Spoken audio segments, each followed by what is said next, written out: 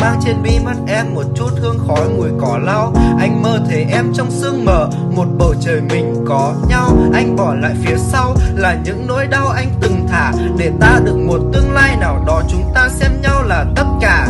Yeah, anh muốn ước ta có cùng với nhau một căn nhà nhỏ ở trên đồi, có những đứa con và căn gác nhỏ đơn giản cùng bên đời. Anh đã luôn mong muốn rằng là chúng ta trở thành một đôi, tương lai là anh tự vẽ và tự thấy rằng liệu điều đó quá xa xôi. Mây mờ che phủ tháng 8 để trong lòng anh hàng ngàn vấn vương, những chuyện không thể kể ra chém vào tim anh cả vạn chấn thương. Vết sẹo đó sẽ lành, sẽ có ngày phai nhạt, nhưng tình yêu anh dành cho em sẽ chẳng bao giờ phai tàn.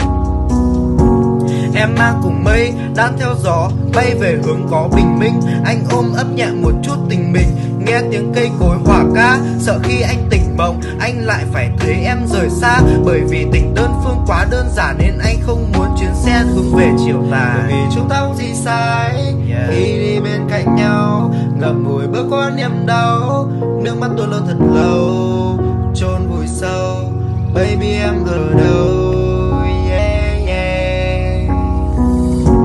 Anh vẫn thường ngồi mơ mộng về em vào mỗi ngày mưa rơi, tự thấy rằng tình anh là vẫn đầy, sợ cả đời chưa vơi. Muốn nắm nhẹ lấy bàn tay em, không mong nó lại buông lơi. Dù cuộc đời có bao nhiêu đổi thay, anh vẫn muốn nói với em vài lời. Em à, cuộc sống này vốn là đã quá khó khăn, anh cũng muốn nghe, cũng muốn hát mà không hề bị cấm ngăn. Mỗi ta cố gắng từng ngày giữa cuộc sống lặng lẽ này quá khắc nghiệt, nhưng chính những lo toan bận rộn đó tạo ra đôi ta sự khác biệt.